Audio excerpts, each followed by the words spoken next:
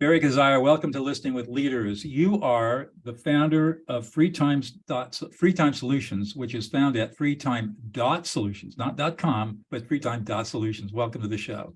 Thanks. I appreciate it. Thanks for having me. So tell us a little bit about your business and how your career trajectory, how you got into it. Sure. Yeah, I mean, my dad was a serial entrepreneur before there was such a thing. And he was great. He put me to work at doing customer service and marketing for him back when I was, you know, getting out of high school and struggling through college and such. And then I was working for him, and I basically got a taste for nonprofit work. So I went and spent about 15 years or so doing nonprofit work. I actually did a couple other jobs in between. I worked for a publisher, had some other sales jobs, but then I ended up working for my dad again. But then this nonprofit thing, I wanted to do it, wanted to help people. So I did that for about 15 years. And then about 15 years into it, I started my own company. I'd learned so much in the nonprofit world. I've been so blessed with like all this information and training that I got, and applying it to running volunteers and groups and events and community outreach programs and organizing, helping business people, doing coaching, doing what was essentially life coaching and business coaching in many different times, just helping people. But I got to the point where I kind of, ran into a bit of a rough road, and I'm kind of like, wow, I should do something for profit as well. Started my own business and continued with nonprofit. Had 2 full-time jobs for another decade. Wow. And so I had a full-time job running my own business and what have you. And now, anyway, so I did that in St. Louis, Missouri, and that was fantastic. Then we sold that business, decided to move down to Florida, this family down here and such. And that's actually where I met my wife. Funnily enough, she's from South Africa, but I met her in Clearwater, Florida, where I'm at now. And we still have an office in Missouri, by the way, for our business. But so moved down here, started a new marketing company because I'd sold the previous one. And then 2020 hit, and decided that we would, we'd used remote personnel and virtual personnel very successfully in all of our businesses. And we got very good at hiring high quality people and putting together processes for them. And at the beginning of 2020, we kind of went, other people need this. And so we started our virtual assistant companies. And so it's been fantastic. So that's what exactly does your company do? So we provide remote personnel, VAs, virtual assistants, people, inexpensive personnel. Our people come from the Philippines. We love working with people from the Philippines. They're kind of my kind of people. They're super friendly. They love education. They're spiritual. And so as a result, you get a pretty high, ethic level, with the individuals. So I find it great to work with them, because of all those characteristics. And but because of currency exchange and stuff, we're able to supply people at a very inexpensive rate. I mean, we're supplying these college educated people who are, very intelligent, speak great English. We've tested them extensively to find out that we get the best of the best, and we're able to provide them for less than $10 an hour. And they're doing, Wow. most of the time, and at 90% of the time, it's for less than $10 an hour. Sometimes we need to hire, somebody with a little bit more experience in a very specialized area, but that's what we do, and so we're providing people who are incredible, and they could get on the phone and do telemarketing. They can do tons of different marketing tasks. We book people on podcasts. That's one of the things I've done for years is help people to get scheduled on podcasts, basically give them an assistant that does that. And personal assistants, executive assistants, medical billing. We literally have an ebook, which we'll give you a link to, 249 things that a virtual assistant can do for you. Wow. Accounting, I mean, the list just goes on and on and on, but it's really great. It's like we have about 50 plus that are on our team working for clients. And that doesn't even account, then another 37 that are in my marketing company. Wow. So yeah, it's great. So what kind of people hire you for these? Do you have a particular market niche, or is it just across the board? Businesses. No, Thanks. but not always just businesses either. I mean, anybody could use a personal assistant, right? So you can even use them for personal tasks, but Right. it's pretty broad, it's pretty broad. When we service the solopreneur, all the way up to like the 50 or 100-man company, Mhm. we become part of their team as well. Uh, we're I deal a lot with CEOs who are looking for additional resources and great people that they can plug in. There's no, I don't know, what do they call it, the great reset, the great whatever, Resignation. yeah, whatever. Then we need the great what. We got people, right? And they're Right. great. They're excited about and we test them, so we have come up with like really awesome people. So it's doctors' offices, lawyers. Love looking at working for lawyers. It's fun. We end up as their sales assistants, or handling somebody's email for them. People waste so much time with email every day, right? What if you Right. had somebody who you trained to actually go through your email? Um, I Again, the list just goes on and on for the types of work. So yeah, it's fun. Do you find that most virtual assistants that you have are working part-time for various different clients? Our guys, we generally, I mean, it depends on their life situation. But they might, we schedule people for either 20 or 40 hours a week Ah, with our clients. So if they're working 20 hours a week, they might want to take on another client as well. But we're actually looking at fixing up with teammates, people that are actually part of what you do. And so yeah, so it's 20 or 40 hours a week is what we do. wow. Huh. Yeah, yeah, And then how do you make your money? You pay them a certain rate, you make get an overage, you just pay it yeah, that's upon. right. Yeah, that's right. We pay them they get a piece of what we bring in, and then we keep the rest. And basically, but with what we're paying them, they're in the upper portion of earners in their country as a result. Plus, we also train them, and we've got a great culture, and they become friends, and family. And yeah, it's really great. So they work with us, and they become that with us, and they also become that for our clients as well. So it's just, yeah, it's just a great situation. How do you manage the time difference? They love, apparently, that they have coffee shops that are open 24/7 over there. So they Uh, they don't mind being up when everybody else is asleep, if they have to. Yeah, it's like, I mean, it's like a third shift. Like, we have a whole world here that's working when we sleep, right? And a second and third shift, same in the Philippines. Huh, And then and so these are the people that are working on that. They like their weekends though. They enjoy their weekends, so we try to leave them alone absolutely. if possible. Right. And they go because they have lots of beach over there, lots of beaches. What is it that gets you excited and up and gets you up every morning with your work? I mean, I like it. I like uh, the variety of my work, because we're running such a large organization. I mean, I really enjoy meeting people. I get to meet people every day. That's part of what I do. I get involved in introducing people to the company. So I enjoy that. I'd say probably a good 30% of my time is just meeting new people and introducing them to what we do. That's a lot of fun for me.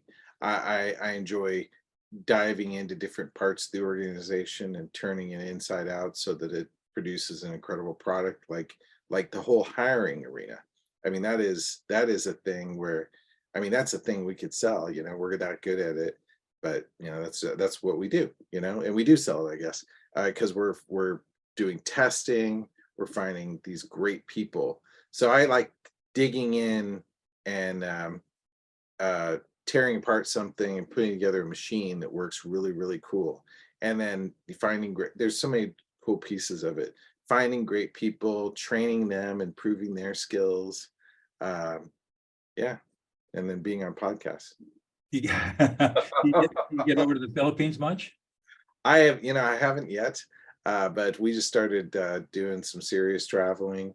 I we're going to. My wife is also an author. She's a she was a sales coach at the Inc. 500 company, but she's now writing best-selling books. So we're traveling for. She does historical books, Mm, and so we're traveling for that this year. And then probably in the next few years, we'll make it over to the Philippines. We should. you get to meet all your people. Exactly. We'll have a big conference, that'll be our Wow. free time conference in the Philippines. What do you think what is it that's unique about you that you bring to all of this? Me personally, Yeah. um, I guess it's well, I think the fact that I really like people, generally find people interesting. I have faith in people. I know that they can change and then they can improve, which I think is something me and you have in common Right. is, and so I think that's unique. I'm interested in other people's goals. Um, I want to do a good job for people, not just, make money in a business. And I'm deep into helping others improve themselves. And so that applies to my clients as well as the people working for me. And I guess I just love to learn. I really love to Wow. study and learn. Huh. And so was it much of a challenge putting this business, coming out of the nonprofit sector and putting this together? Oh, yeah. Tell us about some of the challenges you faced. Well, our first business in St. Louis, it was pretty intense because it's like, working, like I said, two full-time jobs. And, I got remarried and we were, but my wife was from South Africa and she didn't really want to, she wanted to hang out with me. She didn't want to go out and do a job. And then also then I'm doing my nonprofit stuff and I'm doing whatever I'm doing and we just never come together. So we started a business together. And yeah, that was interesting, but we did great. She's a great coach. She coached me. She can coach me. She can coach anybody. I put her through it. Right. And so she's a great coach. There's a lot of things we learned about finance and managing your money properly, about handling personnel, which we're applying everything that we've learned, all of our, you know, those things we smacked up against a wall, we've now learned something and we apply it to the situation now. Personnel, wow, that could be an issue, right? I'm sure there's lots of reality out there in the world. That's where most of the messiness is. Yeah, finance, taxes, there's horror stories associated with all these things. And so and then customer service, managing customer expectations. I mean, it's a lot of experience, it's like that you rack up over the years having your own business. It's like, I mean, I've did an incredible amount of study and schooling during my nonprofit years, which totally got applied to this because I had my hands in so many different aspects of the nonprofit organization. I was learning about those business things there and then applying it to the for-profit world. Uh, it's quite something. I mean, the first experience definitely contributed tremendously to the second, but there's still lots of bumps in the road, lots of Right. horror stories. How do you even go about hiring somebody in the Philippines, thousands and thousands, 10,000 miles away? Well, we developed a lot of great relationships over there. Mm. Over the years, through our marketing company, we've developed just people that are, great relationships. And then they put the word out for us when we're hiring new people. And we hire a lot of people that are friends of friends, and then, Um, and they're helping get the word out. So we have a network over there now. And I mean, like I said, we have over 50 staff that are just in the Philippines, just as part of the virtual assistant agencies. Um, and that's a whole network, and it's growing constantly. It's just like yeah. but And then that plus the marketing company people, and so they're that great people know great people. Your best, like if you got a great salesman, he's your best recruiter too. I was going to say, so a lot of this is just referring. A lot of your people come from referrals. They're a good chunk of people that are really good. And then we also we have them searching for others, and we do testing so that we weed through and we find great people. And once we find great people, then we get referrals from them. Right. So, it's just like getting good customers. Wow. Huh. So tell me about the importance of listening in your business. Well, I mean, I have to listen quite a bit to what is going on with people, and I pay attention. I mean, my wife has coached me quite a bit on different aspects of listening. All right. So I guess we could do a whole podcast on that, but that's what yours is about, right? So, so I'd say that one is like focus, right? Not multitasking when you're having a conversation with a person. It's kind of rude for one thing, right? And it's also you're gonna miss things. And you're really not, and if you're giving that person like all of your attention and granting them and saying, even to yourself, I like who you are, right? There's going to be something valuable that comes out of it, even if it's just helping them, right? I mean, you say to yourself, you're who you are, and I recognize and I see that, right? And you don't have to say it to them, and it's nothing particularly mystical or anything, right? But you kind of like, but it's important, right? It's super important. So that one thing I think is really key about listening. And that ties into another thing that my wife always says in sales coaching. It's like you have to recognize, you have to also add to that, then telling them what you admire about them. Actually listening and finding things that you really like about the person. And if you notice something that they've done really well, then you should mention it. Yeah. And it's recognition of their rightness, right?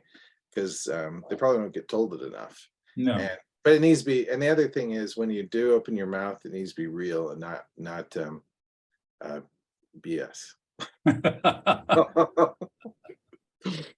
Interesting. Yeah, I'd be interested in meeting your wife. I teach people how to listen to emotions. Okay, that's okay. And the reason that I teach that is because as a peacemaker and a mediator, I sometimes get called into high conflict situations. And the only way that I've discovered to calm any kind of intense emotions is through this process called affect labeling, where you're literally labeling the emotions that the person is having. And what brain scanning studies show is that when you do that, you calm people down almost instantly. And they can't help themselves because it's the way our brains are hardwired.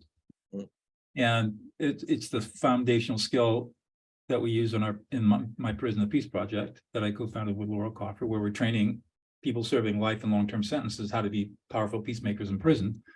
And when we designed the curriculum back in 2009, we said the only thing we can take into prison is a skill that will work the first time, every time, without failure. And so that's why we started. This is our foundational skill. Our whole program is based on learning how to listen, specifically how to listen to emotions and reflect them back. That's great. And I was recording a podcast earlier today with the guy who trains sales managers. He doesn't train salesmen or salespeople. He trains the managers of the salespeople. Yeah. We got into a long discussion about the importance of emotions in sales and how most people don't know how to listen to emotions, and so they're not as effective as they can be. It's interesting. I definitely apply that in my own business and life, because we actually do a test. We actually look at where someone is emotionally when we make decisions whether to hire them or not hire them. Interesting. What kind of assessment do you use? Usually just questions. Okay. To find out, like, if somebody's heavily into rumor mongering. Oh. Not one of my great ones, like, well, tell me about your worst experience with your last boss. And they're like, blah, blah, blah, blah, blah, they're telling me all about it, right? That's a problem. Right. Exactly. That's like somebody who's like hardcore into rumors and stuff like that. Then there's other things too, and you can tell, you look at the person and notice by how whether they look at you or not, and right. whether they're able to deliver communication that actually reaches you. There's a lot of different indicators emotionally for a person. I mean, It's interesting. I was fascinated when I found out I was going to be on your podcast and that's what you're into, because it's something I've taken some time to study as well. And I think it's, and you can get agreement at the same emotional level, as long as you're not using it against the person. You have to use it Correct. with them, That's right? that's Yeah, you have to find a point of agreement, like, somebody, you walk into an office and the guy says, those dirty dogs, they ought to be lined up against a wall, and you walk in and you say, and shot. And Or so I would say, Barry, man, you're really pissed off at those guys. Those guys just really right, set you on right, fire. right. Yeah, exactly. What did they do? They must be real, what yeah, it's like, I mean, Yeah, it's interesting because I like talking to people that are all over. Business owners are all over the place emotionally. Again, they've got and because they have a lot going on. right.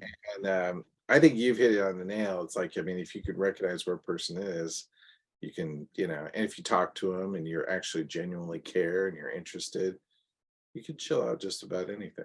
Well, that's right. I mean, that's why I teach leadership empathy. I teach leaders how to listen, because that's empathy. They can demonstrate that they really understand and appreciate the perspective of their team members from their team members' point of view, not from the leader's point of view. Yeah. And so interesting. I work with business people, and then we get their business listening going away, and then we turn to their families, because oftentimes so many people have invested so much effort and time into their businesses, they've neglected their family. Now, how do you rebuild trust and loyalty and intimacy in your family? Right. And you do it by listening. Right. And, Yeah, that's right. You have to start. Yeah, you have to start listening, because right, if you're so distracted by work, that's right.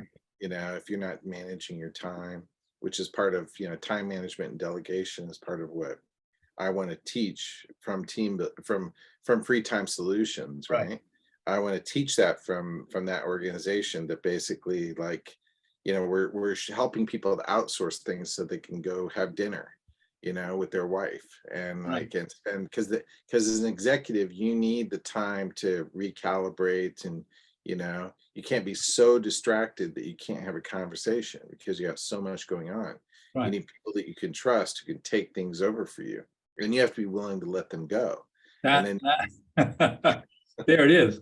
People you can trust yeah, and be willing to let go. And I would imagine for some people that's very difficult.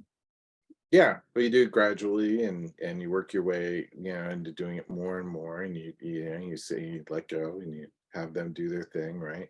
It's like, micromanaging people is not the way to go either. You No. know, you just have to train people properly to begin with. Take the time to train them properly on their jobs so they actually know what they're doing, and then, apprentice them, have them do some test tasks, and at some point you kind of have to go, okay, Take all right, it. let's Yeah. do it, let's go, and then you monitor them. We recommend monitoring people with, monitoring their statistics, like having some statistics they report to you daily, so you can actually monitor whether things are going good or bad, right?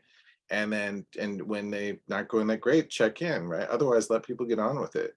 And Right. then do other things, like, don't forget to schedule time in for your family, because that's just dumb not to. It's like, Right. yeah, that's gonna be a problem. Right. And I've learned that the hard way. Yeah, When I was a trial lawyer, it was all consuming. I yeah, I learned it the hard way too. Like I said, I got remarried. Right. There you go. So, but I learned a good lesson, and then my wife has coached me a lot. Yeah, I don't learn from my successes. I learn from my failures. I think everybody, yeah, that's right. Yeah, you learn from yours, and then sometimes find a good teacher and learn from theirs. Yes, that's true. That's true. Because I'm like you, I'm a lifelong learner, and I'm insatiably curious about everything. Right now, my big thing is jazz violin. I'm a Oh, really? Okay. jazz violinist, right? Don't take on anything difficult or anything. Wow. Yeah, that's pretty intense. Yeah, So yeah, but the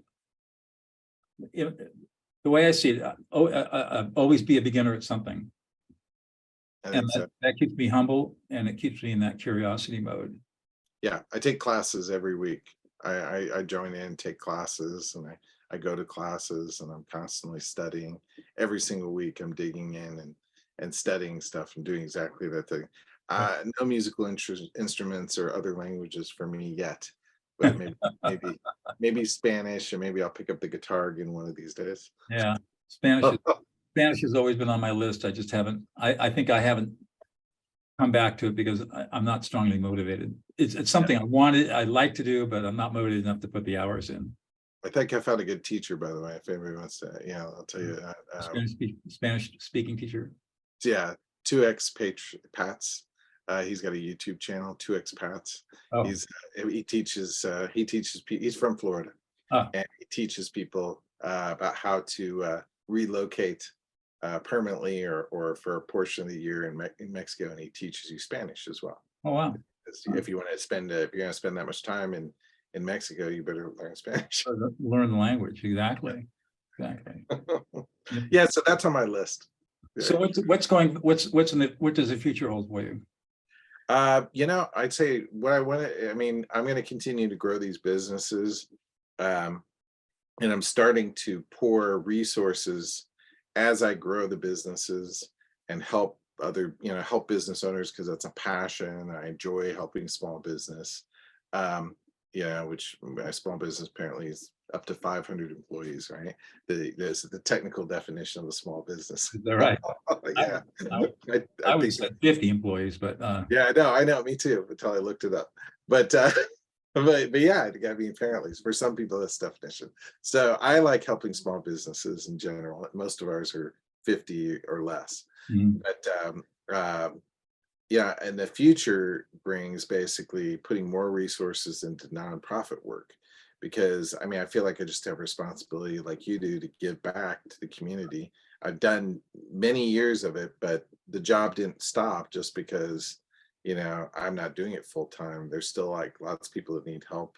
Character education is a big task that I'm involved in, which I think ties really nicely into what you do as well. right. That's a big deal. I've also worked with my wife, actually started and ran for 5 years a drug rehab facility in South Africa. Wow. So drugs will be an area that we get into. We worked with interventionists before, who are amazing people. I can introduce you to one of those too for your show, but he's a great guy. And so anyway, so there's lots of work to be done.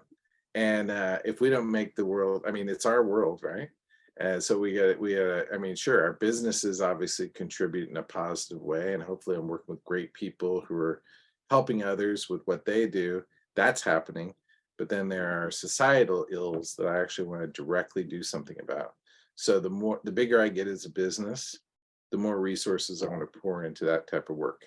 Yeah, I completely agree. And I find that what gives me the greatest motivation and satisfaction of life is serving others. And whether it's as a peacemaker or working in the prisons, teaching people how to be peacemakers to stop prison violence. It's really difficult work, very difficult, but very rewarding. Yeah, I imagine. I have friends who have done that work as well. Yes, and that is, I can only imagine. I've not done that type of work. I've only gone to the closest I got was like the inner city. That can be pretty tough too. Which can be pretty tough too, yeah. Pretty tough. And yeah, walking into the prisons, that'd be incredible. Probably something I should do sometime to help. It's an eye-opening experience, that's for sure. Yeah. So one more question before we wrap it up.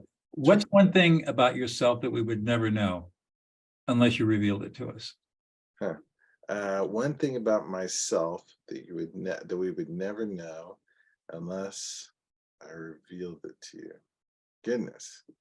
That I'm 56, because you probably think that I'm like 46. Well, there you go. And would you believe that I'm 72? I don't look it. Right. You look great. Yeah, but everybody's probably shocked. I'm 56. There you go. Here, I'd look. Everybody's so shocked right now. They would have never guessed. There you go. Well, this has been a great conversation, Barry. Thank you so much for taking time out of your busy day to join us. Really appreciate it. Thank you. Thank you. Yeah, and hopefully, if you want to offer that free booklet to people, they can get it. They can check it out. I don't know if you put it in the show notes or anything, but it can be there, or they can go to the website. I'd love to meet everybody that gets it from the show, and I think it'd be fantastic. Where can I get it at your, Yeah, I can share the link for you for the show notes, so they can. I'll put it in the show notes, just share. Great. Or Freetime Solutions, they go there, and I'll make sure that I meet everybody who downloads it. We'll have a conversation, just see if it's just even to talk, just for a few minutes. Yeah. Thanks a lot. All right. Thank you.